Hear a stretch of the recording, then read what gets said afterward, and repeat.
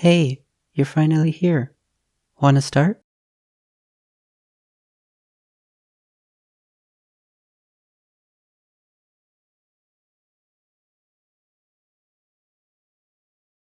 Is learning fun for you? If learning feels miserable, it can be really hard to keep going. Something I did was combining the language learning with an interest that I was indulging in at the time, which was a game called Phasmophobia. I learned the vocabulary needed to play the game, and then I continued to watch content about the game. But instead of in English, my native language, I watched Japanese YouTubers play the game. Then I was able to reinforce the vocabulary with my experience of their entertainment while they said the words I was learning. What's something you are currently interested in? It can be any topic, not just a game.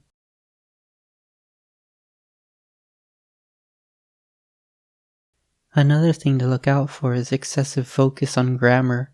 A lot of people try grammar right away, but that can actually really slow you down because of the mental strain that it puts every time you try to say a sentence.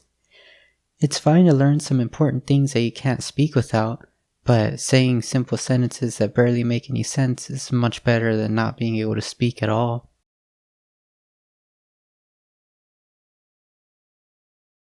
You're not ignoring it forever, you're just putting it aside in the beginning to get yourself a large amount of vocabulary that you're comfortable using.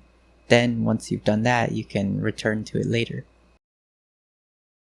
Speaking of things to ignore, if you're going with the tying an interest to your learning idea, then you're going to want to also try and avoid all the extra fluff of vocabulary that you don't need. For example, when I was learning Phasmophobia, for the word fish, it doesn't really exist, so I wouldn't learn that. I would use other words that are actually relevant, like chair, room, upstairs, basement, stuff like that.